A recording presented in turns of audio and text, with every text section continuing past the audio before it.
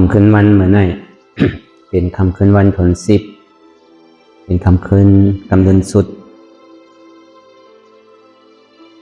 ปีพุทธศาสนา2-5 ปาก68 วะปีกอสะเฮง3 ปาก86 มี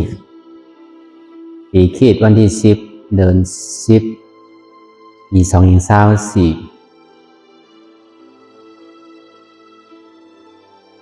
เดือน11 ใหม่8 ค่ำในปางจ้างตือกำดราอนัตตาวิปัสสนาออกกำทน12ปีวัดอนัตตาหนองเขียวถึงวันลมดอยสะทงเวียงจากขีเล็กเมืองไตปรอกคงอันในคำคืนวันผลสิบในก็เป็นคำคืนที่อันฮาวาสิได้ยังตั้งเขาจุนิปันคำคืนวันผลสิบพอดีว่ากำนึงสุดในเขาจะดิ่มเคสทางนั้นเนาะ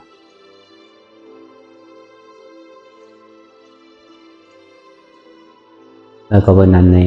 ในคำคืนวันเหมือนในก็นั่งแหละพอดีเป็นตอนสอนตอนเรียนเขาจังหมอไว้วางใสหมอปล่อยวางของเดียมันนักกว่านั้นกองพันธาลูกค้าหลงอันนี้มันนักกว่านั้นนังเลยเขาพอดีปล่อยไปพาไปว่างไรนั่นนี่ก็คือเขาพอเลยถ่อมบ่เปลี่ยนแห้งตัวแห้งใจเขากะวันตามเมื่อน่ะเขาปอกะเขากะเฮือนเย้านี่ก็ก็คุกใส่ไรมาเนี่ยเขาก็เปิดพร้อมกันเลยเอาเดี๋ยวเอาลงไว้ใน YouTube ใน Facebook สั่งว่าก็เลยได้อัดไว้ในก็สิได้เอาลงไว้อยู่แล้วก็เบอร์หังเนี่ยอันเท่าไรมาเราเท่าไก่ได้ลองตีบุญคำพระราเป็นเจ้าเฮาได้สั่งเทียมปรมีมาอันสูงสุดในปรามี10 เปิงนั่นเทตื้นมีอยู่30นั่นอันนี้ก็เป็นแห้งตาดีไรขึ้นมาเป็นสมาสัมพุทธะแล้วก็เบอร์ มันเจ้านั่นมีลองตั้งยังงานไว้ใครชอดเอาไว้เนี่ยสัตวะอันนั้นก็เป็นเจ้าปรามีแต่ก็การดีไรสร้างการดีไรแถมสร้างปรามีเหมือนเขาว่านั่นก็เขาเป็นปกติสวากาได้เลยเขาเป็นอะไรแต่ก็เขาหลงคาใจในภาวะจันในหลายๆเนี่ยโดแถมสร้างปรมีสังตาดีเป็นพระ10เนี่ยง่ายๆตาดีเป็นพระเจกาพุทธาก็ง่ายๆตาดีเป็นอัคราสวากาปีกซ้ายปีกขวานั่นก็ง่ายๆตาดีเป็นมหาสวากานั่นก็ได้มีปรมีเหมือนกันในเสียเพราะวันนั้นพุทธคัมภราเป็นเจ้าก็ตมาเท่านั้นในสร้างปรมีเสียสังไขใบเชนกัมภะเพราะเป็นปัจเจกพุทธานั่นในสร้างปรมี2 อสังเขใบเชนกัมภะในครึ่งหนึ่งของปัญญาธิการด้วยกับปัจเจกพุทธานั่นในมันจังสอนด้วยลองอนิจจาได้ทุกข้าก็ได้ตลากว่ามันนั่งเจ้าสารีบุตระเจ้ามกรานเขาอุปติสสะได้กริตานั่นในเกาะแถมสร้างบารมีอยู่1 อสังไขยไปเซนกัมภะ4 ปุณใน1 ปุณเมื่อนังมหาสวากาในก็สร้างบารมีอยู่100,000 กัมภะมหาสวากา80 เจ้านั่นอันนั้นในเดลเหตุว่าบารมีสร้างบารมีเมื่อนังปกติสวากาได้มันโดบารมีเนี่ยโดมีลองตั้งคัดใจแค่ว่าที่ได้ว่าหยาบก็มันหยาบที่ว่าง่ายก็ซ้ำง่ายอยู่พอห้ามเฮ็ดเต้ก็หยาบหนังเก่าพอมันห่างได้มันหยาบอันมันหยาบเนี่ยมันห่างนั่นต้องว่าพอห้ามนางก่อนให้เขาอยู่ดีขึ้นพอเฮ็ดสิ่งไหนที่ก็ลองหยาบเนี่ยมันดีกลายเป็นลองง่ายไปแล้วพอกลุ่มกับเพื่อนดีๆเนี่ยลองง่ายเนี่ยมันดีเป็นลองหยาบแบบตอนนั้นก็ที่เสียจากในตัวในใจเขาในย่ำมีน่ะเขาซ้ำดี ใครตลาเขาสำดีใครปีกับเปสีผมมีอันว่าได้ก็อันไหนได้มันมีดีเฮามันเฮามีน้ำกัดก็ดีว่าซื่อๆคนเฮาเนี่ยมันต้องมีน้ำกัดสันต้าอันวันนั้นลองตั้งเอ็นอันนั่นลองตั้งเป้าหมายเฮาเนี่ยมันต้องมีคนเฮาเนี่ยเกิดมามันมีเป้าหมายมีลองตั้งยังงานเนี่ยมันได้เป็นมิวคือเขาเป็นมีลองตั้งยังอันเป็นเฮ็ดหวานเฮ็ดเมืองเป็นที่เป็นเจ้าเป็นขุนเป็นที่มีปัญญาตั้งหูสังอันเป็นเห็นดีเห็นลายนั่นก็เป็นมีลองตั้งยังอันเห็นหูมาหลายๆก็ในซ้ำเอามาสั่งมาสอนก็หูว่ามันมีอาโจสังนั้นก็เฮ็ดจอมก็ก็เป็นนั้นต่ออันเฮามาให้การตลาดนั่นเนี่ยก็ให้วางสิว่าแม่ก็อย่าพี่เฮาซุ่มก็เฮาแม่ก็แค่นดีนั่นน่ะมันหายกว่าตั้งไหลอันเฮาไหลมันแม่นั่น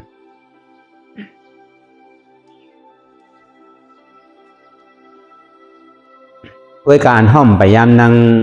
1-2 ชั่วโมงเนี่ยเฮาสามารถฝึกนั่ง2 ชั่วโมงก็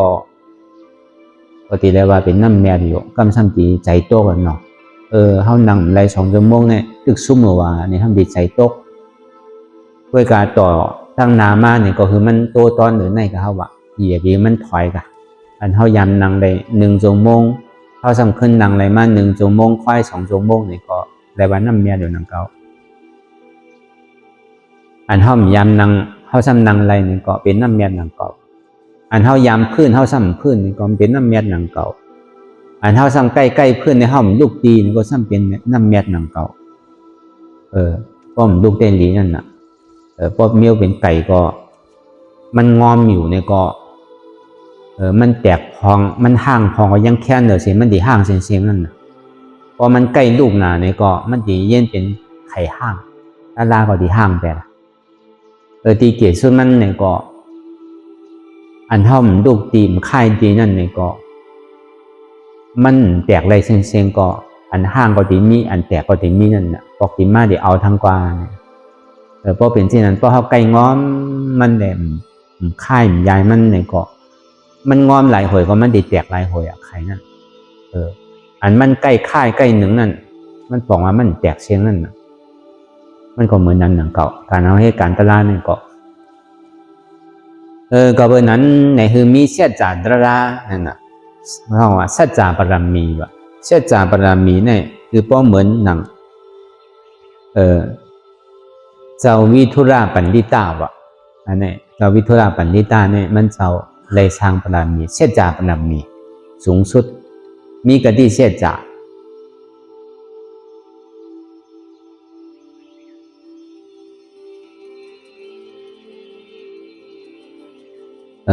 ปุณณากายักษ์นั่นใน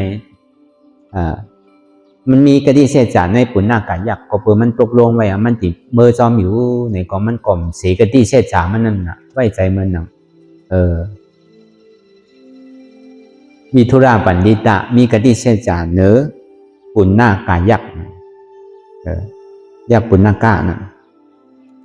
ก็วันนั้นในคำขึ้นวันเมื่อในเนี่ยก็คือมันพอดีเต็มทนกว่าตั้ง10 จาดนั่นเนี่ยก็เขาก็ไล่ซ้ำแรงมา4 ขึ้นนั่นก็มันเป็นกว่า8 จาดเอาดียอมันถ้าในถึงคำขึ้นวันทน10ในเนี่ยก็เขาก็ซ้ำขึ้นดีสืบพอจัดต่อพุทธคำราเป็นเจ้าเขาจัดทนเก่าเลยทน10จัดทนเก่าก็เป็นวิทุราปันดิตะจัดทน10นั่นเนี่ยก็เป็นเจ้าวิสันดรา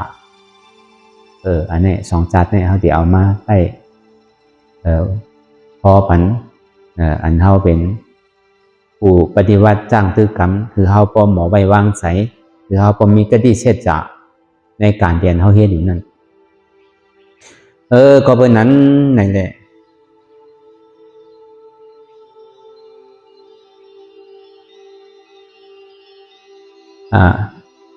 เมื่อพุทธคำราเป็นเจ้าเฮาเนี่ยซึ่งอยู่เศร้า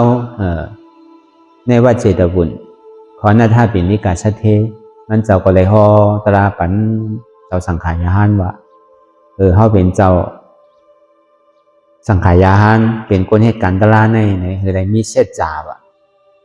เสียจาตลาดนั่น โกนเขาเนี่ยมันโดมีกะทิเสียจาวะอย่าปีเสียจาวะเขาเลยมีกะทิเขาเลยตกลงสั่งไว้ในก็อย่าปีมันเสียวะกะทิเสียจานั่นย้อนเปิดนั้นในเมื่อป่วนมานั่นไงเมื่อบุญคำพระราเป็นเจ้าเขาไรมากเกิดเป็นจัดทนเต่าคือห้องว่าบิทุราปันดิดาในเสจาบารมีนั่นเนี่ยมีวันหนึ่งมาเนี่ยมีขุนผีขุนอินเขาแลสังขุนกาโดนเขาแลสังขุนนาก้าแลสังแล้วก็ขุนเมืองท่านนันชยะโอราพยักเนี่ยเขาซ้ำกว่าจ้างตื้อกำชินว่ะในเมืองอินทปัตนะในขุนออกคำนั้นในสวนเซอร์เขาก็จ้างตื้อกำชินยาวในถึงที่เขาเย่าไม้เขามาอุกกันเขาซ้ำเป็นใต้ก้อก็พยายามเป็นใต้ก้อมาเมื่อจานต่างๆก่อนเลยก็อะไรก็ว่ามีก็อะไรก็ว่ากำชินเนี่ยก็อะไรก็นั่นมันกัดแขนนั่นน่ะก็อะไรก็เทียงกันนั่นน่ะคุณพีก็ว่ามันในกัดแขนก็เปว่ามันยังปล่อยพาอะไรในเมืองผีมันได้อายงกับมากงมีนางผีแวดล้อมมันยังขำจุ้นนี่แหละมาอยู่ในวันเมืองโกนนี่แหละมากำชินในปองว่ามันในมีลองตั้งไว้วางใสลองตั้งหมอจุ้นเนี่ยมีไผคืดมันเนี่ยมันก็ว่าเช่นนั้นก็ในขุนตะโหลนนั่นมันก็ว่ามันมีลองตั้งเยอะเนอเนี่ยตีเต้ในนักกาเนี่ยมันเป็นของกินมันรู้เนี่ยถึงว่ามันหันก็มันยังมีใจใครกินวะก็เบอร์นั้นเนี่ยขุนตะโหลนก็มันว่ามันมีลองตั้งเยื่นลองตั้งไว้ว่างใส่เนี่ยมีไผคืดมันวะก็ในขุนนาก้าก็ซ้ำว่าอันคนกับหลนเนี่ยมันเป็นหยานสู่จ้อมนาก้าโลมันใกล้กินนาก้าเฉยๆก็เบอร์นั้นในขุนนาก้าเลยมันย่ำใจลำต่อคนกับหลนนี่ว่าก็เบอร์มันก็มีลองตั้งไว้ว่างใส่เนี่ยเนื้อเปิ้นถึงเซ็งวะก็ในขุนออกคำฐานนั่นสยะกราพยักนั่นในเมืองอินทปัตนั่นอันนี้มันก็ว่ามันก็ยังปล่อยหอปล่อยเฮิรนปล่อยวันปล่อยเมืองมันก็ย่ำขามเปียวจอมดองวันเมืองเนี่ยย้อนเปิ้นนั้นเนี่ยมันมีลองตั้งไว้วางใสในแขนเลยเปิ้นเขาสีก้อนนี่เถียงกันก็เลยก็ว่าก็นั่นมีลองตั้งบอกไว้วางใสเนี่ยแม่ตอนเกเหลือเปิ้นเฮ็ดกว่าเฮ็ดมาเนี่ยจังเฮ็ดจือเลยมันมีไผแทบตัดไหลก็เป็นนั้นในขุนเมืองท่านันชยานั่นถึงที่ว่าเมื่อเดี๋ยวเนี่ยก็มีปันดิตาปิยาชีห้องว่าวิทุระปันดิตานั่นเขาหลงเมื่อถามมันเนอะคือมันแทบตัดกันเฮาต่อเฮาในแทบตัดกันไรเนี่ยวะก็ในวิทุระปันดิตาในถึงที่มาถามเนี่ยเขาก็ถึงที่ว่าก็อะไรก็นั่นก็ว่า มีหลงตั้งไว้ว่างใสมีหลงตั้งปล่อยว่างไรก็ในวิทุราปันดิตาสังที่ว่าเจ้าเขาเนี่ยมีลองตั้งไว้ว่างใสในดีกูก็เยาค้าเนี่ยว่าสังว่าสี่เปิงสี่อันเนี่ยมันเป็นอะไรตั้งสี่เปิงสี่อันนั่นในก็แค่นเดียวเนี่ยว่าก็อะไรก็ต่ำเลิกกันก็อะไรก็สูงเลิกกันว่าก็อะไรก็เป็นอันแมสว่าก็อยู่ที่ไรก็คู่ว่ามันเป็นอันแมสเหมือนกันจริงๆเนี่ยว่าก็อะไรสูงก็อะไรก็เต็มหนังเก่าเป็นก็อะไรก็เป็นก็ให้หานกูก็หนังเก่าเนี่ยว่าเพราะว่ามันแทบตัดซึ่งนั้นยาวเนี่ยก็เขาก็โจมเขาก็คิดกันนะก็ไม่ก็ในขุนผีนั่นจึงที่อาปันพาติบวะพาไว้พาติบนั่นอาปันมันวะเอาปูจาอันที่มันเลยแทบตัดสินนั่นก็ในขุนกะโหลนนั่นจึงที่เอาหลอกไม้ค้ำเนี่ยเอาอาปันมันวะเอาปันทัดสองมันนั่นน่ะก็ในขุนนาก้านั่นจึงที่เอาสายคออันที่เป็นแก้วมันหนีนั่นเอาอาปันมันวะชาสู้ปันมันนั่นน่ะก็ในขุนเมืองท่านนันชยานั่นเนี่ยจึงที่อาปันมัน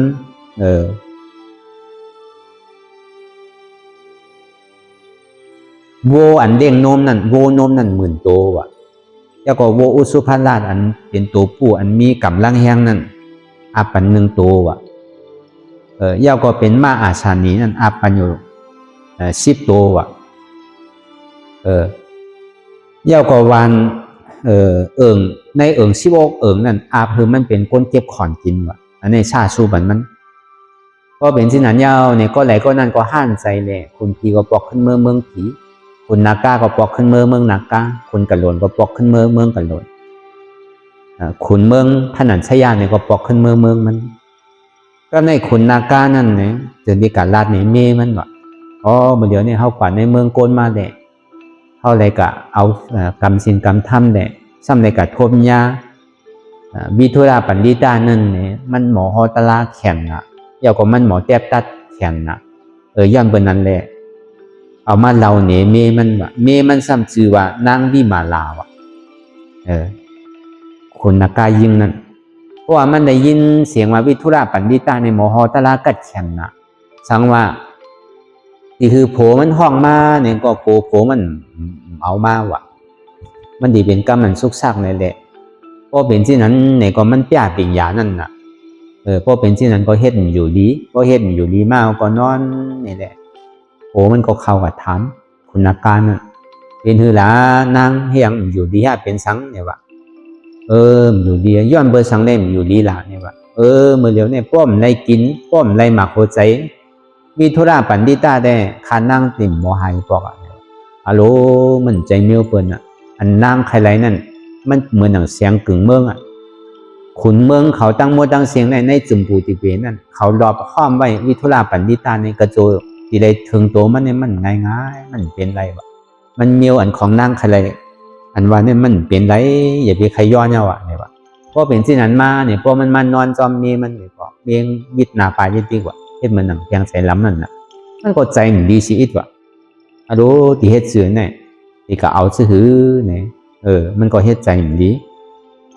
ก็ในมีวันหนึ่งมาในลูกยิ่งถึงที่มาถามมันว่าลูกยิ่งเขาซ้ำมีลูกยิ่งหางหลีก้อนหนึ่งอีจื้อมันในจื้อสังในอีรันทัตตีว่ะจื้อมันนั่นอีรันทัตตีเป็นลูกสาวเขานั่นมันเป็นสังฆาเจ้าพ่อเขาเนี่ยว่ะเพราะว่าใครไรมาหัวใจวิทุราปันดิตาว่าได้คานั่งที่คึงได้เนี่ยหรือไว้วางใจอ่ะเนี่ยเพราะเป็นนั้นเย้าเนี่ยก็มันก็กล่าวบอกในเมมันเมเฮาอย่าไปไม่ใจหนักนะเฮ้ยที่ไรหมักหัวใจวิทุราปันดิตามาอาปันเมเฮาได้คานั่งที่คึงปองการแก่เนี่ยเพราะเป็นนั้นเย้าเนี่ยก็มันก็จะดีทางคึงมันทางดีทางงามเนี่ยขึ้นกว่าที่ร้อย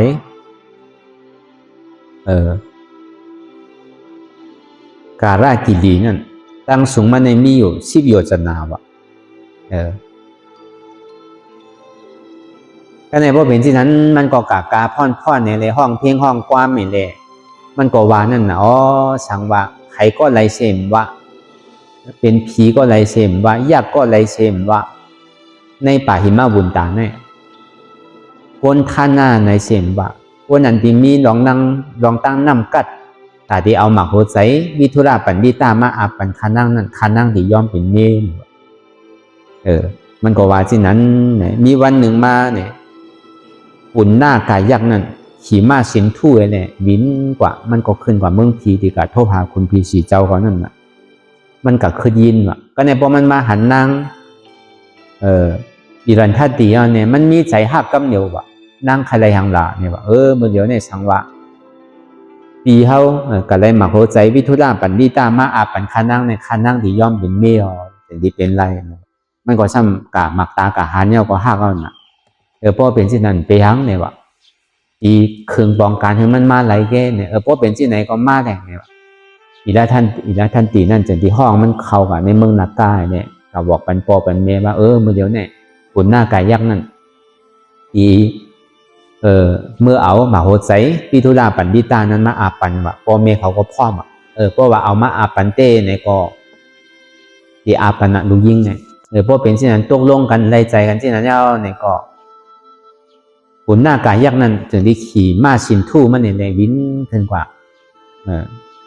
กับไวสาถึงตีขุนขี่อันห้องอ่ะวิสุวรรณนั่นวิสุวรรณได้คนพิชีเจ้านั่นแต่ย้อนขว้างเนี่ยมันวิสุวรรณเนี่ยมันเป็นคุณพีที่อันเป็น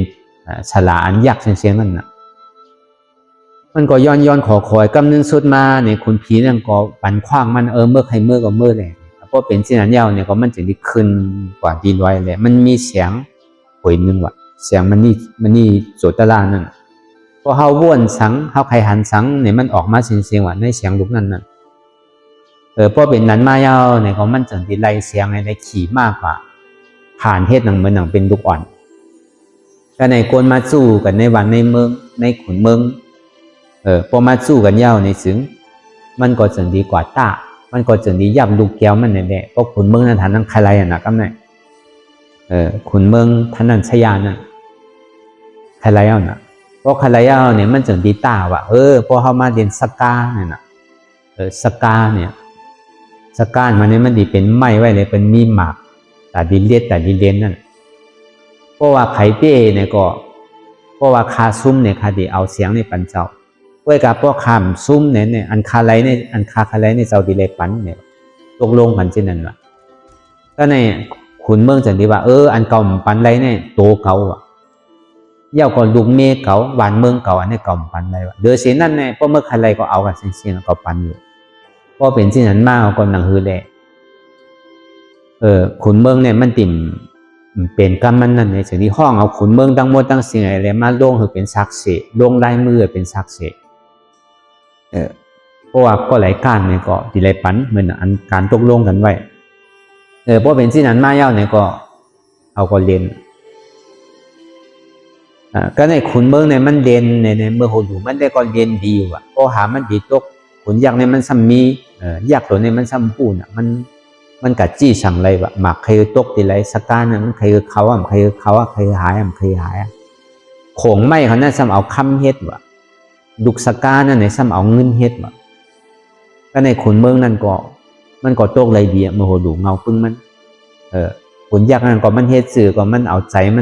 มันผ่านไปนั่นมันก็เป้งกันอยู่ไผก็ไปเป้ไปก้านก็ในพอเฮ็ดมาทางกรรมหนึ่งเย้านี่ซึ้งนี่อันจอยมันเนี่ยซ้ำเป็นนางผีวะอันจอยเจ้าขุนท่านนันชยาเนี่ยก็ในพอมันหันเย้าเนี่ยก็ยักษ์เนี่ยมันเดือบตาใส่ผีนั่นวะเพราะว่าเดือบตาใส่นางผีนางผีเนี่ยเรียนไปเอาก็เรียนไปเอาเนี่ยก็ผีเนี่ยมันจอยมันเนี่ยวะพอมันเรียนลูกสกานั่นเนี่ยก็เอามันก้านไปก็เอามันก้านไปแล้วก็มันก็โจมนะเอาห้องสั่น3 คำเก่าก้านเมื่อเย้าอันเมื่อใครไรเนี่ยบอกมากเลยเราดีอาปันเลยเมื่อใครไรสังเป็นจ้าง5เป็นมา5เป็นโอกจากโคของเงินคำหยาดนาอันไรในเมืองเขาในเมื่อใครไรยังก็เอากว่าเลยเราดีอาปันกันเสียงๆเนี่ยวะอันนั้นเนี่ยขำใครไรเนี่ยวะอันคาใครไรเนี่ยวิทุราเนี่ยวะใครไรตัววิทุราปันลิตาวะอะโลก็ว่าป้ารู้เนี่ยวะเขาก็ว่านะตัวเขาวันเมืองเขาลูกเมฆเขาก่อมปันวิทุราปันนิตาก็เขาไว้ใจเหมือนหนังเป็นตัวเขานั่นเนี่ยวะ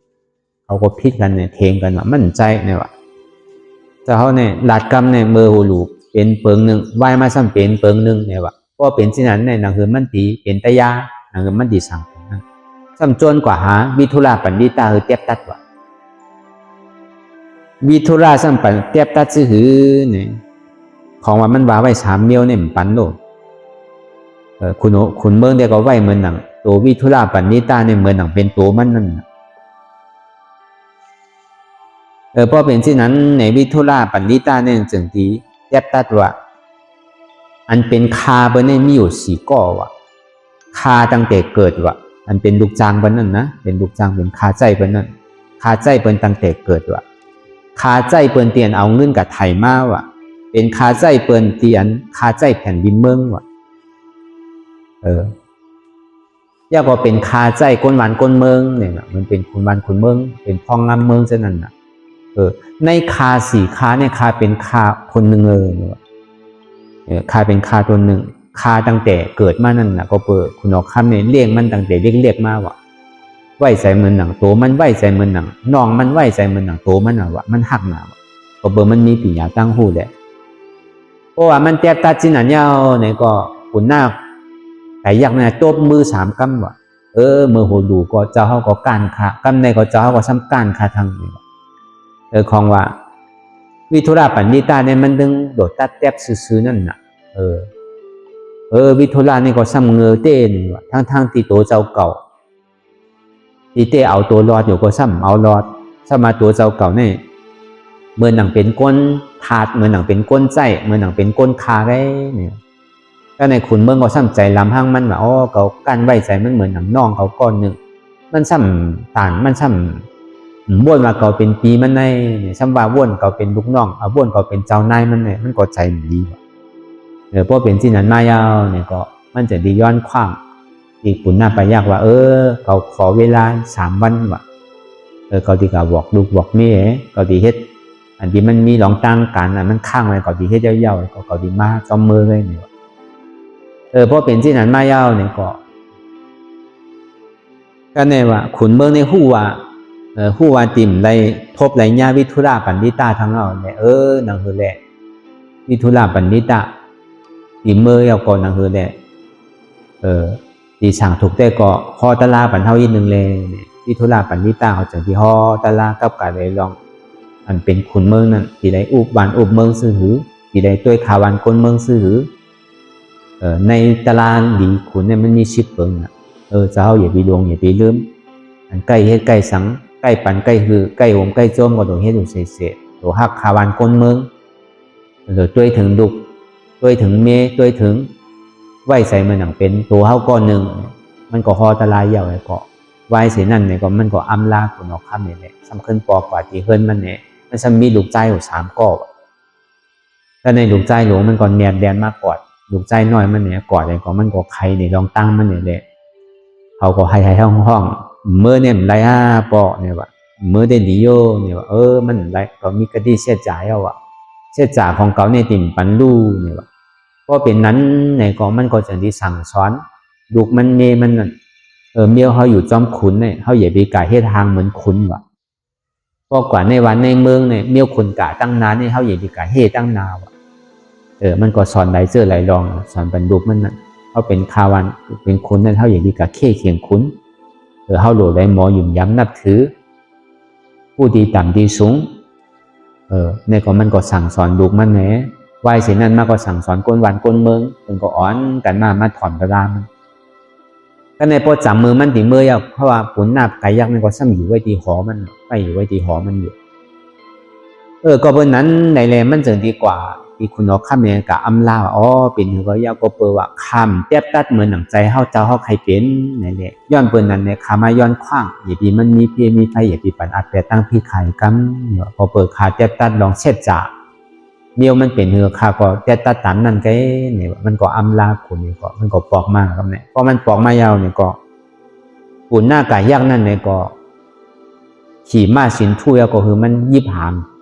พอมันยีผางเอาบินขึ้นนั่นน่ะมาสินทุนั้นพอบินขึ้นเมื่อยมันอ่านที่เอาวิทุลาปันดิตาในตายพอเบอร์มันใครหมากหัวใจที่เต้นหมากหัวใจเนี่ยมันใจเป็นหัวใจเช่นนั้นมันใครถอมตะลามันว่านั่นน่ะนางวิมาลาเนี่ยก็ใครถอมตะลาเนี่ยมันว่ามันสมัครใครหมากหัวใจน่ะก็ใครหมากหัวใจเนี่ยป้อมตายเนี่ยมันเอาอะไรลูกย้อนเบอร์นั้นในหนังเลยวิทุลาปันดิตาในที่ตายเนี่ยก็มันก็ขี่มากขึ้นกว่าเนื้อร้อยอันสูงดอยนารากิรีนั่นอันอยู่ที่ป่าเหมาบนตานั่นยาวกว่าต้นไม้อันสูงๆจะนั่นมันก็เอ็นอันดีกว่าเอาหางมันกับพัดเตอร์ต้นไม้คือมันตกมาตายวะเพราะว่ามันดีกับจำต้นไม้ในต้นไม้ซ้ำเบแปดวะเฮ็ดที่นั่นวะก็ในพอดีกับจำเขาหินจะนั่นเขาหินก็ซ้ำเบแปดวะมันตายวะก็ในคืนกว่าเนื้ออากาศกลางหาวเตียนมันมีลมแห้งๆนั่นมันวนนะพอเอาขึ้นกะรวมอย่างเงี้ยมาดิบพัด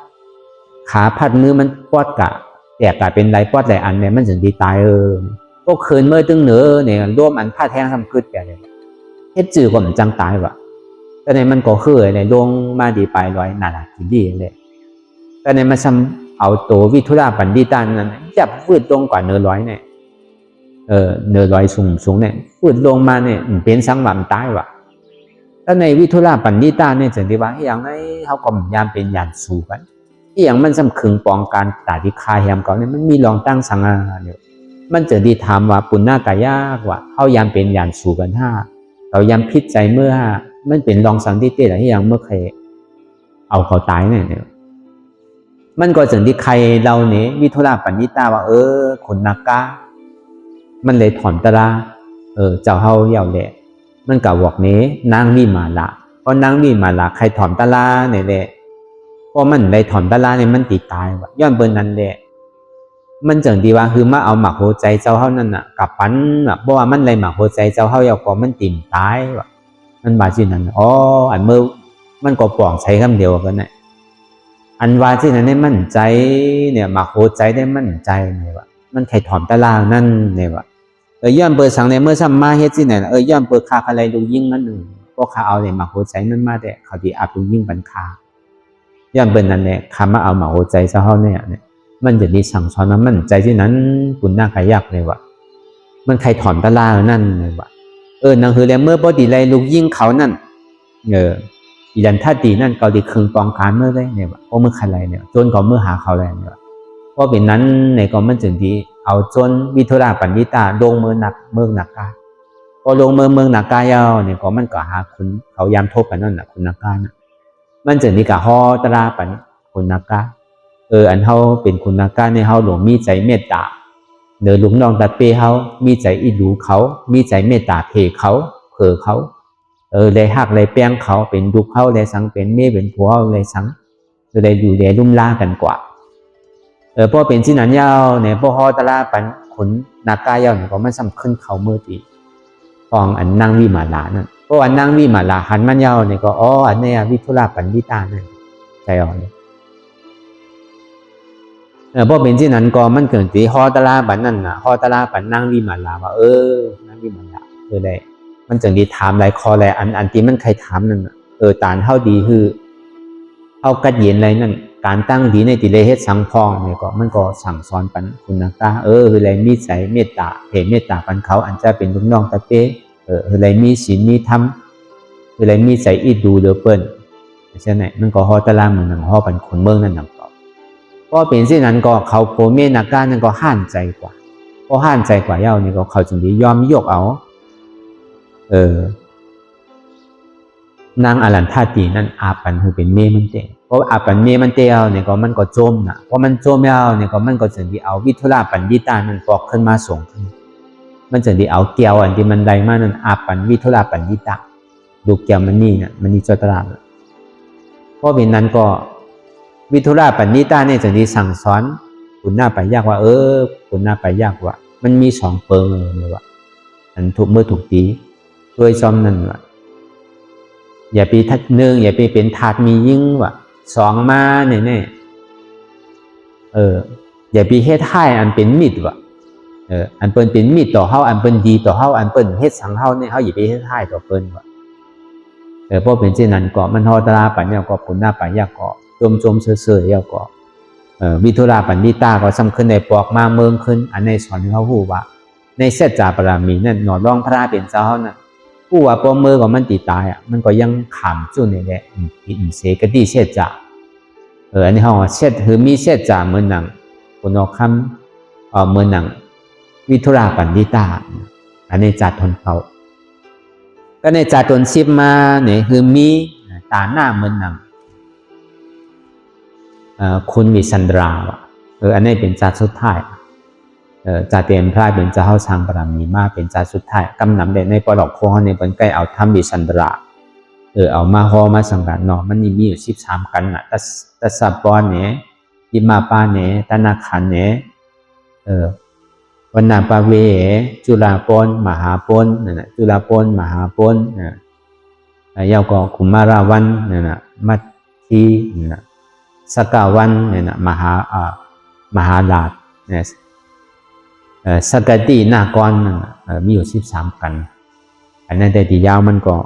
เอาติกัดถอมได้อยู่พอดีว่ายาวนี่มันง่ายๆในจาริสันตลาเนี่ยเป็นฮอกันเพราะเป็นวันๆมาเก่านะก็เพราะนั้นในคือมีใจตาหน้าเหมือนหนังคุณเอาคำบิสันดราวะเมื่อป่วนมา96กับนั้นในจานปอกกว่าตั้งหลังใน96กำผานั้นมีเมืองหนึ่งห้องว่าพันตู้มาดีว่ะคุณเมืองนั้นก็เหมือนนั้นมีพระเป็นเจ้าห้องว่าเจ้าวิปัสสีว่ะก็ในขุนเมืองนั้นซ้ำมีลูกยิ่ง2ก้อว่ะก็ปีในห้องสิว่าสุธรรมมาว่ะก็ในก้อนน้องซ้ำ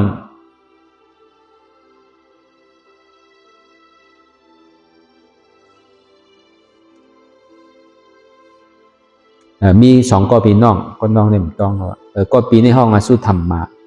ก็ในจังดีเอาหลอกมันมีคนในเมืองเอามาปูดเจาะไม่แก่นจันแดง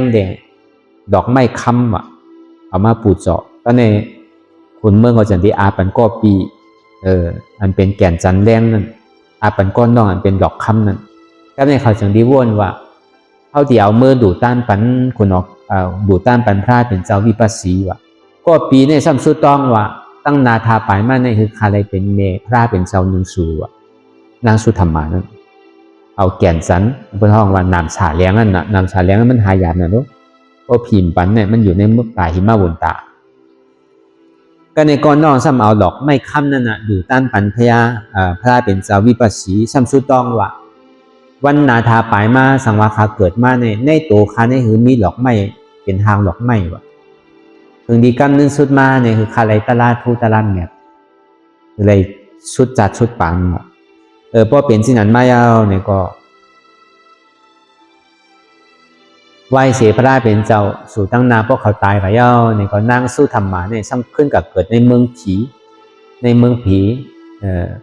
คนออกคำคนผีเสียจานนั่นซ้ำกับเป็นนั่งจุ่มหลวงของคนผีเสียจาพวกอันเป็นน้องนั่นเนี่ยมาเกิดเนี่ยพระเป็นเจ้าในตัวมันเนี่ยเป็นบอกไม่เสียงๆเป็นทางบอกไม่หอมบอกไม่กำนึงสุดมาเนี่ยมันมาเหตุการณ์ละลายก็เป็นยาห้านตาก็ในบ่เป็นที่นั้นในถึงในเมืองผีนั่นก็เปิดมันขึ้นมาเป็น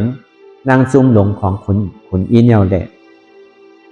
เพราะว่ามาเป็นนางจุ่มหลงของขุนอีเนียวเนี่ยก็วันหนึ่งมานั้นอาสามันติสุดว่ะนางสุธรรมะนะเพราะอาสามันติสุดยาวเนี่ยแหละเขาก็จะนี่ก่อนเยที่สวนสวนนันตาวุนเนี่ยสวนสุจินดาสวนสุธรรมะสวนสุจันทานะเมื่อเลียเพราะว่าคุณพีเขานั่งพีเขาเพราะอาสาเขาที่สุดเนี่ยเขาเมื่อเลียกันนั่นเขาเมื่อปั่นแห้งกันที่นั่นแบบก็เนี่ยพอจำดีตายมาแล้วจำดีเชียงอาสาสายใจไม่ดีสุดเอาน่ะคุณพีนั่นจึงดีปั่นคือมันย้อนป้อนนั่นแหละที่คันใดป้อนสังอันที่ก็เกิดเนี่ยมีหลงตั้งไขย้อนสังเนี่ยมันมาในจาริสันตระห้องอัตตสาป้อนนั่นว่านั่นขอย้อนป้อนของนางพุทธลีนั่น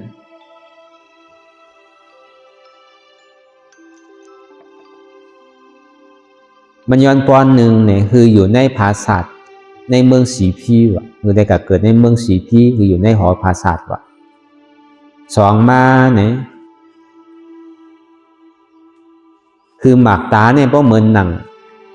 หมักตาล้ำนี่คือเพราะเหมือนหนังหมักตาลูกโว่อ่ะก็ในสามมาเนี่ย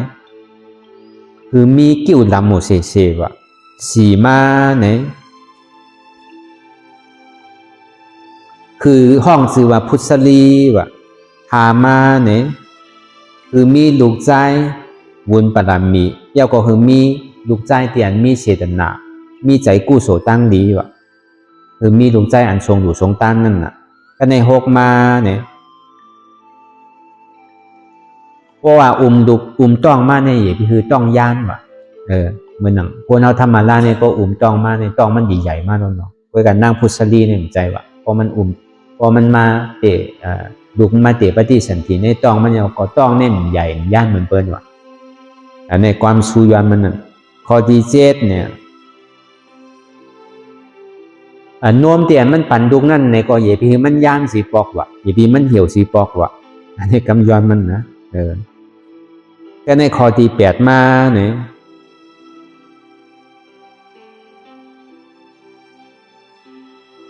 คือมีคนโหในล้ำไว้เฉยๆว่ะอย่าพี่มันขาวสีปอกว่ะข้อเก่ามาเนี่ยคือมีผิวมีงานเนี่ยมันมีเม็ดงานเม็ดสังนั่นนะมีผิวขาวไว้เฉยๆว่ะอันนี้ข้อที่10มาเนี่ย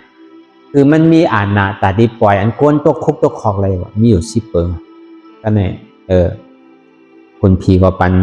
อันที่มันย้อนไม่กูเจอกูลองมันจะดีปันมันจะดีมากเกิดแล้วก็เนี่ยเพราะว่ามันมากเกิดแล้วนี่ก็มันก็มีลูกดาวิชันดาละเอากกกูปันนางมัดที่ลูกใจก้อนหนึ่งลูกยิงก้อนหนึ่งห้องว่ะลูกใจในห้องว่ะจารีลูกยิงในห้องว่านั่งกันหาก็ ก็ในพอเป็นสิ่งนั้นมาเย้าเนี่ยเขามาเกิดเขาก็เป็นก้นดูก้นต้านเตะอันนี้เขาก็ดีในยามยินยามถ่อมออกมาเสียนะอันเขายามตั้งทำวิสันตรามันนั่นก็ในพอเป็นสิ่งนั้นมาเย้าในซื้อมันก็ดูต้านเสียก็ในเมืองหนึ่งเขาว่าเมืองกะหลิงกะลาดว่ะผลเนี่ยมันตกหิบบอกว่าผลตกว่ะก็ในเมืองสีพี่ในซ้ำมันมีจ้างมังกรลาว่ะจ้างมังกรลาเนี่ยพวกก็อยู่ที่ไรก็ฝนตกว่ะอย่าตีอุตุก็มันเหมือนมันเต็มทนมาอันนี้มันเกิดกับจัดวิสันตราวันนั้นเจ้าวิสันตราเกิดก็มันก็เกิดเหมือนนั่นอ่ะมันเป็นจางกูปรมีของวิสันตราเจ้าวิสันตรานั่นก็ในบ่เป็นสิ่งนั้นยาวในซื้อเขาก็จึงที่เอาปุงหน้ามาย้อนจ้างนั่นก็แม่พอมาย้อนจ้างเอาเนี่ยก็มันคนดูว่าน่ะอันนี้อันดูจ้างในห้องว่าอิมาปานนั่นน่ะก็เนี่ยว่าเป็นสิ่งนั้นเนาเขาเปิดได้ดูจ้างเนาเนี่ยในก้นวันก้นเมืองเนี่ยมันพร้อมว่ะจ้างก็มันใจจ้างมันว่ามันเป็นจ้างกึกบ้านกึกเมืองไงเนี่ยว่าดีเต้ก็มันเป็นผีมาชนใจเขานั่นก็เลยปารามีวิสันตราเนี่ยมันดีกาเกนั่นมันดีใหญ่น้ำนั่นมันดีอะไรดูได้ต้านกูเจอกูร้องนั่นก็ในจนกันเปียสันตาว่าห้อมเอาอย่าวะเจ้าวิสันตราเนี่ยมันยังดูจ้างไรในทางอินมาในวันเมืองของมันอีหลงเสียงนั่นแหละเขาพ่อมาเปียสันตาว่ะก็ในพอมันห้องว่าสันใจนั่นมันก่อมจังให้เธอน่ะเอาก้นตั้งนำวางไปรู้เพราะเป็นที่นั้นเนี่ยพอดีปันมันอยู่เมืองเนี่ยมันไรเนี่ยก้นวันก้นเมืองดื่มมันกว่าที่เขาหิมาวนตาพุ่นเขาวงกดพุ่นนั่นถึงกับอยู่ที่พุ่นเนี่ยอย่าไปมาอยู่ในวันในเมืองเนี่ยว่ะเฮ็ดที่นั้นนี่แหละเปียสันตากันเนี่ยมันก่อมจังให้ถือห้องไม่แต่ลูกเดี๋ยวเนี่ยคนวันคนเมืองหนีกลางใส่ที่ไหนเนี่ยมันเป็นสังขารลูกตีเมื่อไงเนี่ยกล้วยกะเมื่อนคาลูกตีเมื่อนั่นเนี่ยขอคือดูคืออะไรดูได้ต้านทั้งกรรมหมดวะสัตตกาวะสัตตกานั่นได้ดูต้านเมียวไหลเจ็ดปากวะเมียวไหลเจ็ดปากอันว่านั้นมาเจ็ดปากจ้างเจ็ดปากโบเจ็ดปากพาเงินพาคำเจ็ดปากเช้าอันไปมีโพจังนั้นอันเป็นคาไรเมจังนั้นในก็ดูเจ็ดปากว่ะเยาวก้นใจในเจ็ดปากว่ะอันเป็นเงินเป็นคำในก็เจ็ดปากว่ะย้อนดูอันในไล่อยู่เนี่ยว่ะก็เป็นเช่นนั้นเยาวเนี่ยก็มันก็ย้อนคว้างอะไรก็ในปอมันไหนว่ามือกับมือหางกล้วยกันเมได้ดูได้อย่างที่ปันเขาเมื่อโกเขาว่าทุกข้าอันนั้นได้เอาใจเมย์เขาว่าเอาใจมั่นที่ว่าเอาใจลูกอ่อนเขาว่าอันนั้นแต่ขาผมจังเจ็บตัดเนี่ยก็กับว่าที่ลูกไปเอาก็คืออยู่ที่ไหนตัวลูกอ่อนมันได้ค่ะเจ้าวิสันตราเนี่ยไหวเหมือนหนังโตขาขาเขาผาดกันไรเนี่ยมันกว่าตั้งใดอยู่ที่ไหนทุกขาตั้งใดก็ขาเขาที่เมื่อเฮ็ดสื่อก็มันจังเป็นแล้วน่ะก็กการอะไรปล่อยเมื่อวันนี้ก็ปล่อยเมื่อยาเขาซ้ำขี่มากกว่าก็ขี่มากกว่าเนี่ยปุ่งหน้าเขาเนี่ยสมัยย้อนมาทางว่ะอันนั้นห้องว่าต้านหน้าขันนั่นเลยหลุดมากนั่นก็ในพอเป็นสิ่งนั้นยาวเนี่ยก็ออกวันออกเมืองไม่ยาวก็ขุนเมืองเจตาราชานั่นเจตาราชนั่นเพราะว่าผู้วิสันตราไม่ยาวเนี่ยก็มันกะฮับว่ะเพราะมันกะฮับเอาเนี่ยก็มันจะดีอาบวานอาบเมืองมันปั่นว่าเจ้าเขาอย่าไปเมื่อวะในถึงในป่าในวันเมืองเขาในที่อาบปันเจ้าเขาอ่อนโหที่อาบปันเจ้าคือนึงคือเจ้าเขาได้อยู่ได้ตันกว่ามันเป็นไรเนี่ยวะเขามีการตั้งมันไว้ดีๆเขาจื้อเขาดีกว่าในถึงในป่าเพราะเป็นเช่นนั้นก็คือเลยดูเศร้าที่นั่นในกำหนึ่งเลยจึงที่ห้องเอาพานเจตวุฒินั่นในอันพานเจตวุฒิก็มันเป็นจุฬาภรณ์นั่นสุราป้อนเนี่ยก็ห้องพานเจตวุฒิมาไปตาไปตั้งไว้กูเปิดมายามาเกาเจ้าวิสันตราเขากำกลมาขอมาย้อนในชั้นดีให้เธอเขาทุกข้าขานใจทางจะดีสั่งพานเจตวุฒิไว้พอสั่งพานเจตวุฒิไว้เอาเนี่ยก็เขาก็เมื่อถึงป่าหิมาบุญตาพอเมื่อถึงป่าหิมาบุญตาเอาเนี่ยก็ผลผีนั่นแหละจะดีให้เธอผีเขาลงมาหางแฮนไว้ตีอยู่ตีเศร้าอันจะเป็นหนังเสือเป็นไม้เต้าจะไหนไม่เสหมักไม้จะไหนก็เบอร์ยาเซเนี่ยมันกินหมักไม้กินพักแค่ว่ามันกินเข้ากินหมักไม้กินพักแค่แต่ว่าเป็นเช่นนั้นยาวเนี่ยก็เขาก็กันนุ่งโค้ยก็อยู่ภายอยู่มันเจ้าวิสันตราก็อยู่ห้างมันขอ มันที่ได้ลูกมัน2ก้อนนี่ก็อยู่จ้อมกันขอก็เป็นเช่นนั้นก็เขาก็อยู่กัดเย็นๆกว่าห้างเขาโดยในสมถะเขาก่อนก็เขาก็อยู่กัดเย็นๆกว่า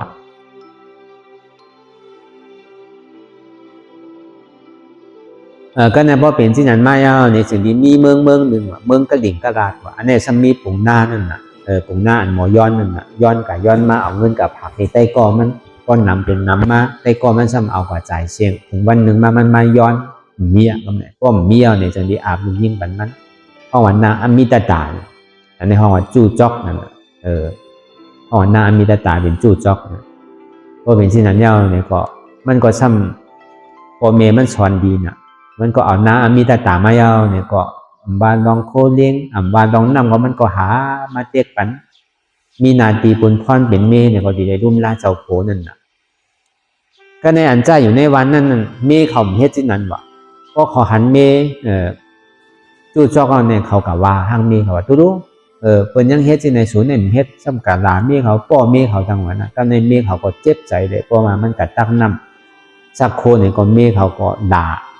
ดื้อป้อมันจะไงเอามันจังกว่าป้อมันจังกว่าเนี่ยมันมาบอกในปุ่งบอกในจุจักก้าวก็จุจักก้าวว่าเพราะเป็นนั้นก็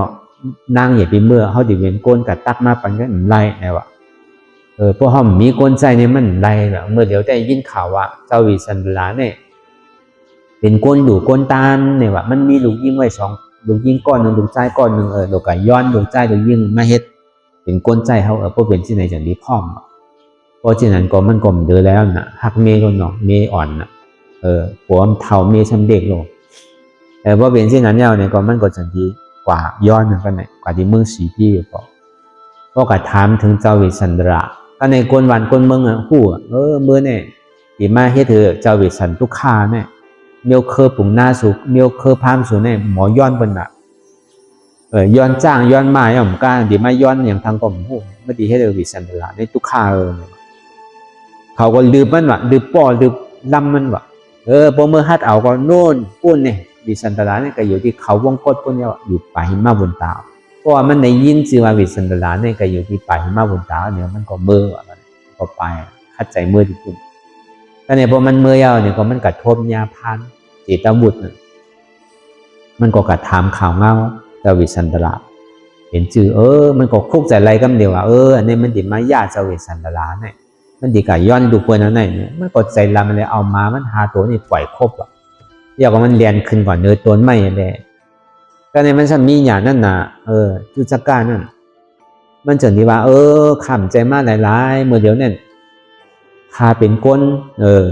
พูดเป็นก้นตาดีกับปองข่าวกันวิสันดราเมื่อเดี๋ยวเนี่ยดิกเนี่ยมันมีในดิที่มันเป็นก๊อกข่าวก๊อกสังวันเต็มหมู่อันนี้ใส่ไว้ในบวกนั่นดิกเนี่ยมันมีในเลยเนี่ยที่กับพิษป้างเจ้าวิสันดราปอกเมืองขึ้นมาเนี่ยย้อนเบนนั้นเนี่ยพอเมื่อมาเฮ็ดทางเก่าเนี่ยกำเก่าเจ้าวิสันดราก็ปอกเมืองขึ้นยาวเนี่ยมันก็ซ้ำดีเงยนั่นน่ะท่านเจตบุตรที่ใจเต๋อเยอะเนี่ยจนที่ห้องมันดวงไม้ยับหมามันไว้เนี่ยเลี้ยงเขาเลี้ยงน้ำมันดีๆซ้ำเอาเนื้อเอาสังปันมันเนี่ยสืบข้าวตั้งกว่าแต่เนี่ยพอมันสืบข้าวตั้งกว่าเอาซ้ำกันยาอันนี้ไปห้องมหาป้อนนั่นน่ะมหาป้อนนั่นซ้ำกันยาฤาษีอันห้องว่าอจุตาฤาษีนั่นอจุตาฤาษีนั่นมันซ้ำเป็นก้นปูจ่าไพ่ว่ะนอนก่อนนอนในเตาเลยว่ะมันนอนทีพอข้าวกัดมาเนี่ยครับนอนในเตาอ่ะพอข้าวใหม่มาเนี่ยซ้ำอ่อมไพ่ว่ะอันยาเซฟนั่นน่ะมันก็เดี๋ยวแหละมันก็กัดถามตักตรงเจ้ายาเซอจุตาราศีนั่นอจุตาราศีก็อุบต่อมันดีๆก็อุบต่อมันดีๆในซึ่งมันก็จะดีทำเช่นตั้งอันดีกว่าที่วิสันดราเพราะเป็นที่นั้นก็ยาเซเนี่ยก็คู่กันเดียวเมื่อเนี่ยดีกว่าเฮ็ดถือเป็นทุกข้าจังเมื่อดีกว่าหาย้อนดูบนโน้นไหน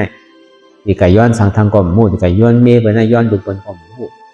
ลามันวะเมื่อใหญ่ปีมาที่ไหนได้ก็บอกอยู่มีที่ไหนบอกเมื่อคืนไหนเนี่ยว่ามันใจค้าเนี่ยว่าขามาได้มันใจดูตั้งสังหนังต่อข้าใครมาอุบลองทำได้วะใครอุบลองทำวิสันดราใครสนทนาทำใครถามลองทำได้เนี่ยก็ในเหตุก่อเหตุมาก็อจุตาราศีนั่นเนี่ยก็ซ้ำตกทำมันเท้าเด้งดูลุ่มล่ามันดีๆก็ บอกในเส้นตั้งมันทางก่อนต้นไม้อันนี้เป็นที่ไหนหมักไม้อันนี้เป็นที่ไหนเนี่ยพวกเป็นที่นั้นมาในห้องมหาพ้นเนี่ยก็ในพวกเขากับย่าเนี่ยเป็นกุมารวันเนี่ยมันดิเขากับย้อนดุแบบนี้พอถึงวันมือปลูกมาเนี่ยมันทางแฮนมันนี่ก็กับย้อนดุก็ในมันก็ปัดถึงดีปุ่นลายพอมันลายเนี่ยพอมันตัวเต็มมุงหันเอียนอยู่เศร้าเจ้ายาเซ่เขาเจ้าวิสันดระเจ้ามัททีแล้วก็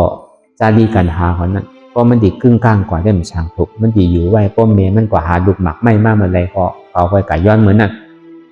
มันบ้วนที่ไหนวะก็ในมีคำขึ้นวันเหมือนนั่นเนี่ยนางมัททีเนี่ยฟันหันดีหันก้นดำกำไว้เลยตาเลิกเขามาหานั่งอะไรตืดโหนั่งอะไรข้อเอาหมักตากว่าช่องหวยสมองพามีพันลื้อควันหนึ่งว่ะมึนถ่ายควันเอามันตกใจกลัวเลยตื่นมากเลยเนี่ยกว่าหาทำเจ้าวิสันตราว่าอ๋อเมื่อเดี๋ยวเนี่ยคำขึ้นวันเหมือนในคานั่งฟันดีเนี่ยมันก็วานเนี่ยเจ้าวิสันตราในหู้ก็เดียวว่าวันเมื่อผูกมาเนี่ยติมีปุ่งหน้ามันย้อนดุเก่ามันหู้เพราะติลาดเนี่ยก็ซ้ำโกนั่งมาที่ในใจมันดีเลยมันก็ว่ามันเป็นสังนั่งมันเป็นนิมิตแค่นางบอกขึ้นกันนอนขึ้นแดดเนี่ยพอกันนอนบ่มึงแรงไม้เนี่ยมันก็หาหมักไม่หมักป้องกับหาหมักไม่หมักต่อก็ผีเขามาผ่านเป็นมีว่ะผ่านเป็นเสือไปตั้งไว้อย่างจังปอกก็ในก็มันจะได้เข้ามหาวิสันตราก็มาไว้มาสายมาอุบมาโอลองนำลองทำอีดเดี๋ยวก็ลองไปเป็นชื่ออยู่ที่ในกัดเย็น5เป็นชื่อนั่นน่ะแต่พอเป็นนั้นเย้าเนี่ยก็อุบโอเรียบร้อยอย่างเนี่ยก็ย้อนดุกำเดียวกันเมื่อเดี๋ยวนี้ขามาลองตั้งในย้อนตัวขาใครมาย้อนดุกเจ้ามาแถมสร้างปรมีเจ้ามันก็ไรอยู่ติดปันเว้ยเนี่ยก้อยกะอดใจไปหนึ่งก่อนเน่ไปเมเขามาก่อนเลยเพราะเมเขามาก็เข้าเลยอยู่มาเดียวมันไรคะเนี่ยว่ามีวันก้นยิงเหมือนว่านั่นข่อมพร้อมค่ะแต่ดีดูได้นั่นค่ะที่เอาเมื่อเดียวเนี่ยก็จะเขาตีดูติดแถมสร้างปรมีไรเนี่ยก็ที่เอามาเลี้ยวเนี่ยว่าที่เอาเนี่ยกว่าไว้เนี่ยว่าก็คำมาเนี่ยมันได้เนี่ยว่าทวิสันตลาก็มันเดินอะไรก็เนี่ยก็มันเดินอะไรก็เอาดูไปแล้วมันก็จะดีเอาเจอเคยมาได้มานั่นน่ะก็เนี่ยเพราะเมื่อมันดูเนี่ยแผ่นดินเมื่อเนี่ยเพราะสั่นหมดว่ะมันได้ดูอะไรเอาน้ำหยาดลงอะไรเนี่ยจุ่นดูเอานั่นน่ะเจ้าปรามีเนี่ยได้หยาดน้ำอะไรเขาเลยจุ่นดูไปได้ว่าดูก็มีว่ะ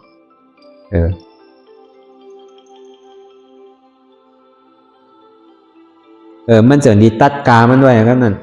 เพราะว่าเจ้าจารีนั่งกันหาเนี่ยตีเลยแทบกามันอยู่คำใน100,000นึงเจ้าจารีนั่นเนี่ยเพราะว่ากัดทูดเอาขึ้นเนี่ยตีเลยแทบกามันเป็นโวเนี่ยเป็นจ้างเนี่ยเป็นม้าเนี่ยเมียวเลย7 ปากเอาเมียวเลย7 ปากตีเลยอาปันตีเลยกัดไถขึ้นเนี่ยก็เพื่อเป็นที่นั้นเนี่ยมันก็จะมีโจรมาเมื่ออยู่ในเกกังตั้งนั่นของนั่นน่ะพอมันอยู่ในเกกังตั้งเย้านี่ก็ดีกว่าซ้ำซ้นใจมันกว่าที่เมืองสีพี่ที่เมืองปู่เขานั่นน่ะเพราะเขาในเมืองก็หันหลานเขาก็ต้องกันเนี่ยเพราะเป็นนั้นก็ปุ่งหน้าจะนี่ว่าปอเขาว่าซื้อมาเพราะว่าดีทุดแกนขึ้นนางกันหาในตีได้ปันเงินคำคันไหนก็ดีทุดเอาขึ้นจารีในตีได้ปันคันไหนเนี่ยตีได้ปันจ้างปันมาปันก้นใจปันเงินปันคำเมียวไหล7ใช่ไหมมันก็เขาก็เอาไม้เอาเงินส่วนตัวเขาไม้ก็เอาทุนแล้วกันเนี่ยก็ทุนแล้วก็เอาไว้อันนี้ปุ่งหน้าก็อันนี้เขาบากว่าเอาวาวปอดก็เนี่ยเขาถึงได้ถามหลานมันว่าเป็นหือล่ะพอเมย์อยู่ในเถินในป่าในจองกัดเย็นอยู่5เนี่ยว่ากัดเย็นอยู่เนี่ยว่าดีอยู่เนี่ยว่าที่อย่างแรกเมียวปอเมย์บ้านเนี่ยเปิ่นใจหักลูกค้าเจ้าปู่เนี่ยว่าอันนี้เป็นลูกเจ้าปู่เขาตั้งก้อนในช่างลืบกว่าอยู่ในเถินในป่าเนี่ยเจ้าปู่เขาในเป้ใจเมิกใจมันดีนี่ว่าทำขึ้นเมปู่มันขึ้นว่ะปู่มันก็เกิดดีปู่โตขึ้นเนี่ยไหวเสียนั่นมาเนี่ยเป็นเอาจ้างปอกขึ้นมาหลุดขึ้นนี่ก็คนบ้านคนเมืองก็มันมีลองตั้งอย่างเขาจะมีอ้อนกันกว่าบางผิดปอกมากขึ้นก็ได้เหลือเสียนั่นมาเนี่ยปอกขึ้นกว่าที่ในตอนฮาวาตอนนั้นที่มันดูมันเป็นกุมารวันน่ะตอนที่อันนั่งมันที่ปอกมาทบมาญาลุกมันก็หายห้องก็ตายลืมกว่าเป็นมาทีน่ะ ก็ในเสไว้เสเป็นมาเที่ยวเนี่ยท่านเป็นสักกาวันเนี่ยสักกาวันเนี่ยขนผีเนี่ยจะมีลงมาผิดมากวิสันดาราเนี่ยการมันดินดูเปิ้ลนะเมมันก็เมื่อย้อนเนี่ยมันเย้าอ่ะนี่ว่ามันก็ชำลงมาเลยมาดูข่าวเมมันน่ะนางมาทีน่ะมันก็ดูมันน่ะหยาดปานะในสักกาวันมันเพราะมันหยาดปานเย้าแผ่นดินเมืองในฉันอ่ะเพราะแผ่นดินเมืองฉันเย้านี่ก็มันจะดีปันป้อนวิสันดาราเนี่ยทั้งหมดเนี่ยมีอยู่7 เปิงปันป้อนอ่ะคือเจ้าเฮาตอนในกว่าก็เมเจ้าเฮาก็คาเพิ่นตีหลูปอกขึ้นอ่ะเลยเช่นนั้นเนี่ยคือเจ้าเฮาเลยปอกขึ้นเมืองคือเจ้าเฮาเลยหลูได้ตันคือเจ้าเฮาเลยมีข้าวติบน้ำติบคือเจ้าเฮาเลยหลูเมื่อไรก็คือเปียวเมื่อนั้นตั้งแต่เมื่อตั้งใจใครหลูได้หลูเย้าไหว้เสียหลูเย้าเนี่ยก็คือมีความเปียวความมวลถึงดีกำเนิดสุดจานปลายมาเนี่ยก็คือเจ้าเฮาเลยเป็นสมมาสัมพุทธะเลยตัดเปียวเป็นสัพพัญญูพระพุทธเจ้าผลผีเนี่ยปั่นป้อนเช่นนั้นคือได้ทบขึ้นปอมเนี่ยคือได้ทบขึ้นดุขึ้นเนี่ยไหว้เสียนั่นมาเนี่ยก็คนสันใจเขานางพุทธลีเขาก็ตึงดุจ้าดีกันหาเขาก็ขี่จ้างขี่มากในตอนสักดีในสังในตอนมานากรในสังในปอกมาหวานมาเมืองขึ้น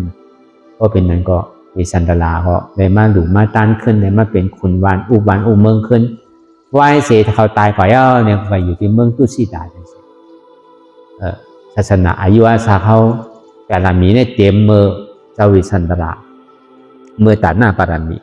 อันนี้ก็มันเป็นข้อคิดว่าซื้อเนี่ยลองตาหน้าเนี่ยมันเหมือนโค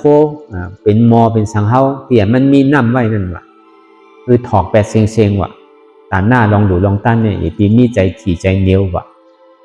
อันนี้ก็พระเป็นเจ้าห่อเป็นเจ้าสังขารยานเขาว่าอันเฮามีพวกเฮากินอิ่มกินป้อยเอาก็เฮาเอาดูแปดเซ็งอีปีเอาเก็บเอาชิมหอมไว้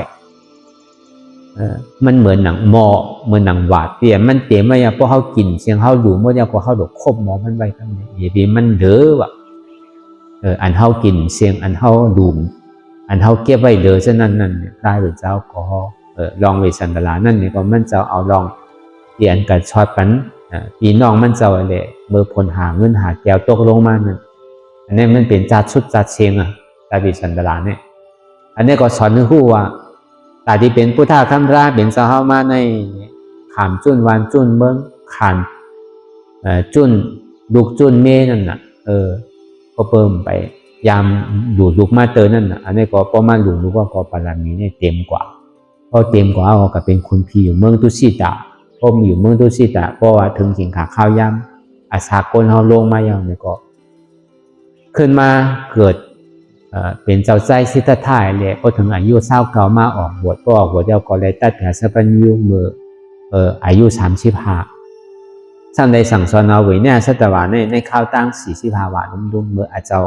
อายุมีอยู่80กว่าเอาปรินิพพานกว่านี่เขาว่าจัดต่อพุทธคัมภราเป็นเจ้าเฮา10 เปิง10 ป้าอย่างนั้นแต่ว่าในคำขึ้นนั้นเหมือนในก็มีเสจาเหมือนหนังวิทุราปันดิตะมีศรัทธาเหมือนหนังเจ้าวิสันดาราตั้งแต่เงาก็มีลองตั้งถี่ตั้งแต่กลางเหมือนตึกปันอยู่นั่นนี่ก็มีลองตั้งถี่เหมือนจุนกว่าเย้าเนี่ยก็มีลองตั้งถี่มุมโจมเป็นอันใจมวลใจเปลี่ยวอะไรปันกว่าอันนี้เป็นจาสุดท้ายที่ฐานะปรามีที่เจ้าวิสันดาราเฮานั้นอันนี้ก็เหมือนนั่นก็อันเฮามาจ้างตึกกำตลานั่นนี่ก็ที่เรียกว่ามันเป็นฐานะปรามีนั่นเก่าเนาะบอกว่านำก็เกะเฮาขามจุนดุกจุนเมน่ะเฮาจุนไรเสียก็เฮาจุนไร11 วันก็แคมหนาวมันก็จุนไรเป็น3 เดือนก็แคมหนาวอ่ะอันนี้ก็ที่เรียกว่าเป็นวุตตาปฏิจากะอันเฮาจุนเมจุนโผนั่นเนี่ยก็เป็นภรรยาจากะสามีจากะเหมือนเฮาจุนโผจุนเมเนี่ยก็เป็นปรมีนังเก่าเป็นตาหน้านังเก่าเหมือนเฮามานังตลาในข้าวต้านเฮาไม่การตลาดชีวิตวันนี้ก็เพื่อเฮาจุนเฮือนจุนดุกจุนเมจุนอกจากพวกของเงินคำบอกว่าเป็นตาหน้าปรมีนังเก่าก็ในเฮามาหนังอยู่กูวันใน4 บอกนั่นในก็จุนในขันธา5 เปิงตัสสะปารามีตัสสะอุปปารามีตัสสะปรมัตถปารามี ตัสสะปารามีเนี่ยปองว่าอันเฮาว่ามาเหมือนเจ้ากับกะเรียกโอจากโคของเงินคำลุกลังโผเมเฮาจุนกว่าตัสสะปารามีตัสสะอุปปารามีกับกายโดยตัวตั้งแต่ชื่อโหต่อไปตินในก็เฮาก็จุนได้ของมันใจขาวมือเฮานั่นน่ะอันเฮานั่งมาเดียวเนี่ยอันนี้เป็นห้องว่าตัสสะอุปปารามีตัสสะปรมัตถปารามีมันเจ็บมาใจพอดีพุทธิขาดนี่ก็ใจนี่ก็มั่นใจเขาอนัตตาแต่พอดีป่องแจงแรงใจเต้ๆนี่ก็อันเฮาจุนตั้งดอกไรเนี่ยมันเป็นตัสสะปารามีอันเฮาจุนตัวเฮาไรที่ว่ามั่นใจตัวของเฮาในห้องว่าตัสสะอุปปารามีอันเฮาฮัดจุนใจได้แหละไว้ใจว่าตายมี2ตายพอคนตายก็เป็นคนผีนางผีพออัตตาตายก็เป็นอริยะในห้องว่าปรมัตถปารามีแต่ว่าพอมาวนทัดสังตัวก็มันก็เป็นปารามีในข่าวตังเชียวันเหมือนในเชียวันเมื่อผูกในที่เต้มันเอาเฮ็ดเต้เอามีเกาวันไว้หนังเกาเมื่อวันเปิดมันก็เฮานังแน่1 ชั่วโมงเลยน่ะวันปีกมันมาก็พอกลางในเจ้าก็ยาวอันเฮาเลยเฮ็ดเต็มๆเนี่ยมีอยู่เกาวันไงปกติว่าเต้มันก็กล้วยกะเป็นก็ยาวสอนเป็น11วันเนี่ยเนาะวันเฮามาวันเฮาปอกก็เป็น11วันเนี่ยเมื่อเฮามาก็เฮาบ่จุนเอาลูกเมื่อเฮาปอกเนี่ยก็พอยาวเฮาก็จุนหนังเก่าในข่าวตัง10 วัน11วันเนี่ยก็สิได้ว่าปารามีในปังตลากำในแต่อันใดเต็มก็วนเจนจ้าตัวดีๆอันใดมันเต็มก็ใส่ทั้งอันใดมันยอมก็ใส่ทั้งอันมันเดือดเนี่ยมันยอมไว้ตัสสะปารามียอมก็ใส่ทั้งตัสสะอุปปารามียอมก็ใส่ทั้งตัสสะปรมัตถปารามียอมก็ใส่ทั้งก็ใส่ทั้งมันเต็มพอมันเต็มเราก็จังหวะนะก็อาจจะเป็นศาสตร์กำนึงสุดเท่ากับอะไรหนังเก่าเตียนเท่าฮัดดูโตขันธาชิโกต่อไปตินนั่นพอฮัดดูเต้ก็ไรเต้หนังเก่าพอดีมาวนทัดสังด้วยได้ติได้ว่ามันคึงลึกเต้อันเขาเลยมาดูเพราะเขาไว้น้ำหนักนะอันเขามาดูกูวันเนี่ยวันใน4 ปอกเลย2 ชั่วโมงเนี่ยขันธาชิโกต่อไปตินมันใจตัวเข้าใจเข้าใจเจ้าว่าจนดูปันพระราตราสังขารดูเยาก็เอาขึ้นเยาว่าในข้าวตั้ง2 ชั่วโมงเนี่ยในแคมมาอันนี้ปารามีเจ้าถึงไว้พอมันเต็มมาเนี่ยก็ช่างถูกก็อเปสีผมเมียนมาเนี่ยมันดิปิกแปดกำเดียวในแห้งหาเปิงเนี่ยมันผ่าตรงนั้นศรัทธาอินทรีย์นั่นวิริยะอินทรีย์โอเคจ้าบอกศรัทธาพอเปิดเขามีศรัทธาฮัดดูต้านเต้ในขันธาหาเปิงในใจดีกึ่งต่างมาเป็นศรัทธาอินทรีย์พอเขาดูเขาเอาปอกขึ้นเนี่ยมันใจเป็นศรัทธาอินทรีย์ที่เขาบอกดูว่าเขาทำกำพื้นในกำหนึ่งในกำค่ายเนี่ยมันเป็นศรัทธาเต็มเด้อเพราะว่าพื้นหนึ่งละในอันนั้นเต็มศรัทธาอินทรีย์วิริยะอินทรีย์เนี่ยพอเขาเฮ็ดแล้วเขาวันในข้าวตัง10 วัน11 วันอันเขามาเฮ็ดเนี่ยก็เขาดูเขาอะไรเฮ็ดแต่ในเสียงในห้องว่าวิริยะอินทรีย์สติอินทรีย์เนี่ยพอเขามานั่งกำไรก็ใจมันผิวตั้งไหนมันผิวตั้งหน้ามันกว่าตั้งนั้นมันกว่าตั้งหน้านิ่มไม่แหละเดี๋ยวเสียหันเจ็บเลย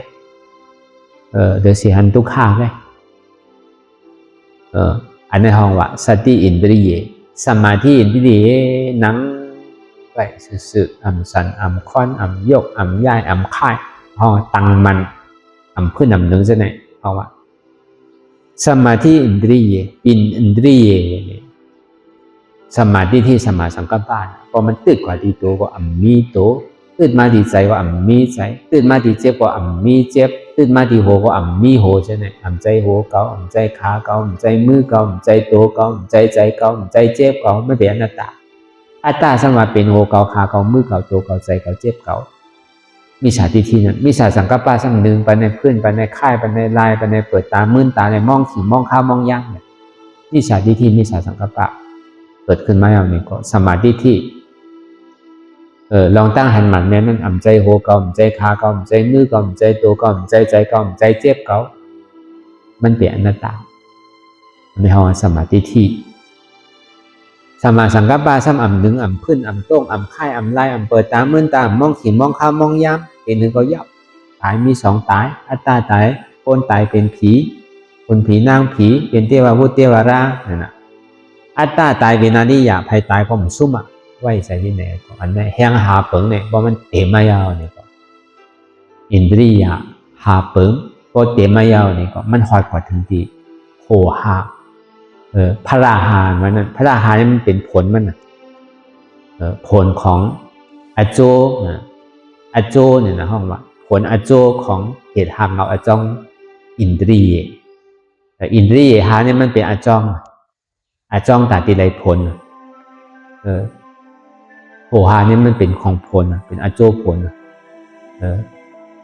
พระราหามันนั่นแล้วก็เพราะนั้นในอันเข้ามาจ้างคือกรรมกันอยู่ในคำคืนวันเหมือนในก็ก็เย้าปะในจัดลงสิเปิงที่เอาอันที่ยอแกบมันพอดีว่านำเนี่ยมันนำมามันตีว่าเป็นตอนอันนี้เขาว่าอันคุบจู้ง่ายๆนั่นแหละมันตีเขางามจอมในการที่อันเขาเรียกการวิปัสสนาในจัดต่อพระราเป็นเจ้าเขาเนี่ยก็เขาพอได้พูดได้บอกได้เข้าใจอันตียอเตียนแก็บเตียนโดเอามันนั่นก็แล้วก็เป็นนั้นแหละในเกาะเขาเอาหยาดยาววนดีวนยาวขยามหึงอย่าไปว่าไพ่อย่าไปว่าเทิงอันนี้สังวนเนี่ยสังมันเพียงกันวนต่อถึงเจ็บนั้นพอสุดวนต่อถึงทุกข้าพอสุดตัดต่อถึงอัตตานั้นพอตกพุทธขาดกว่าอันใดที่มันพูดบอกเกิดขึ้นเป็นมานั่นในเกาะคือเขาหมอวางเป็นอนัตตาไหน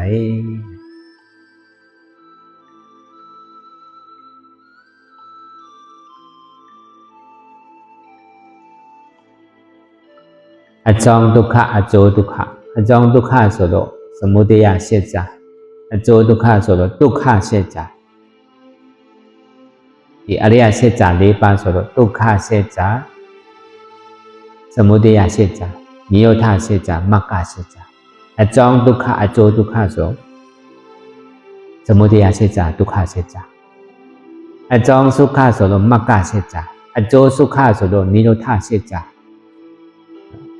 အကြောင်းဒုက္ခဆိုတော့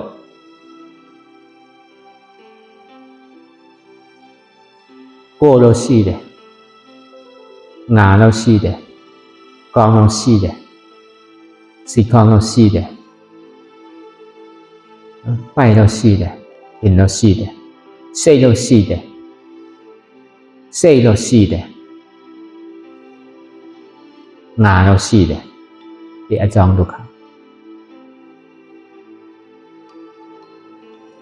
အကြောင်းဒုက္ခဆိုလာဆိုတော့အကျိုးဒုက္ခဆိုတော့လာကောင်းတော့နာတယ်ကောင်းရှိဆိုတော့ကောင်းတော့နာတယ်ကိုယ်ရှိဆိုတော့ကိုယ်တော့နာတယ်ပိုက်ရှိဆိုတော့ပိုက်တော့နာတယ်ပြင်ရှိလို့ပြင်တော့နာတယ်စိတ်ကောင်းရှိဆိုတော့စိတ်ကောင်းတော့နာတယ်နော်အကြောင်းအကျိုးရှိလို့အကျိုးရှိတယ်မဂ္ဂရှိကြဆိုတော့ကိုယ်တော့မရှိကောင်းတော့မရှိပိုက်ဆိုတော့မရှိစိတ်ကောင်းတော့မရှိငါတော့မရှိဘူးစိတ်တော့မရှိဘူး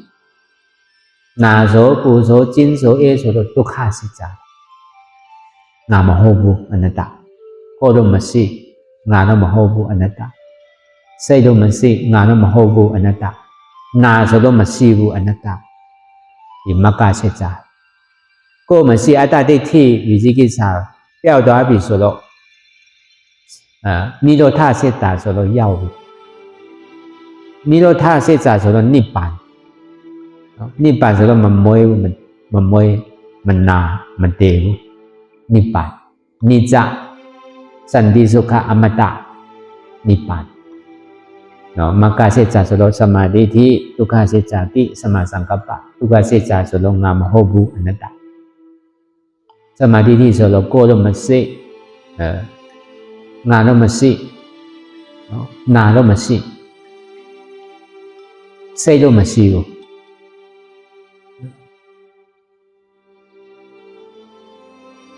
ကိုယ်ဆိုတော့ငါလို့မပိုင်ဘူးစိတ်လို့ငါလို့မပိုင်ဘူးနာဆိုတော့ငါလို့မပိုင်ဘူးအနတ္တရုပ်ဝိညာဉ်ဝေဒနာငါမဟုတ်ဘူးအနတ္တခန္ဓာ၅ပါးဆိုတော့အနတ္တခန္ဓာ၅ပါးအတ္တမဟုတ်ဘူးအတ္တဆိုတော့စမုဒယရှိကြတယ်စမုဒယရှိကြဆိုတော့ခန္ဓာ၅ပါးဆိုတော့ငါလို့ပိုင်တယ်ကိုယ်ရှိတယ်စိတ်ရှိတယ်နာလို့ရှိတယ်ရုပ်ဝိညာဉ်ဝေဒနာရှိတယ်အနတ္တဆိုတော့ခန္ဓာ၅ပါးဆိုတော့ငါမဟုတ်ဘူးငါမပိုင်ဘူးရုပ်ဝိညာဉ်ဝေဒနာငါဆိုတော့မပိုင်ဘူးကိုယ်စိတ်နာတော့ငါတော့မပိုင်ဘူးအနတ္တ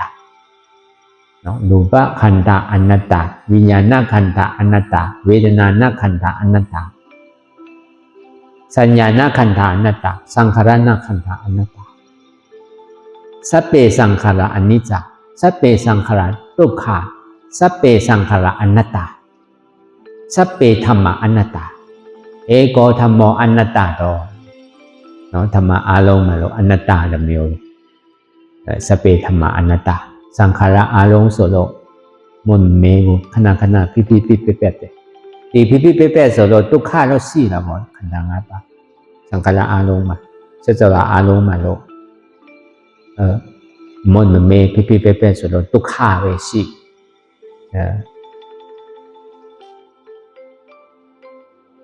สังขารอนัตตาสัพเพสังขารอนัตตางามาပိုင်ဘူးမပိုင်ဆိုတော့အနတ္တနော်နာမရူပံအနိစ္စံနာမရူပံဒုက္ခံနာမရူပံအနတ္တพยาเถนะนามารูปังอนิจจังพยาเถนะนามารูปังทุกขังพยาเถนะนามารูปังอนัตตาอาสาและกเถนะนิจจังวัฏฏานิพพานังสุขังวัฏฏานิพพานังสารังวัฏฏานิพพานังนามารูปังอนิจจังยงนามโสโลขณะขณะพิพิเปเปตมุนเมขณะพิพิเปเปพิพิเปเปพยาเถนะพยาเถมาหน้าโสโล